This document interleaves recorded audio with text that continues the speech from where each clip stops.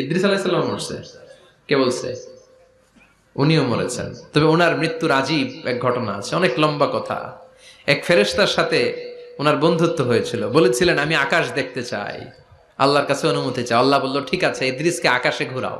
প্রথম আকাশে ঘুরলেন, দ্বিতীয় আকাশে ঘুরলেন, তৃতীয় আকাশে ঘুরলেন, চতুর্থ আকাশে ঘুরলেন। ইন দ্য মিন টাইম চতুর্থ আসমানে মালাকুল মাউত পৃথিবীর দিকে নেমে আসছিল। ওই ফেরেশতা বলে মালাকুল মাউত আপনি কই যান? মালাকুল মাউত বলে একটু আগে আল্লাহ ফরমান জারি করেছে, চতুর্থ আসমানে আমার নবী ইদ্রিসের রূহ কবজ করো। সুবহানাল্লাহ।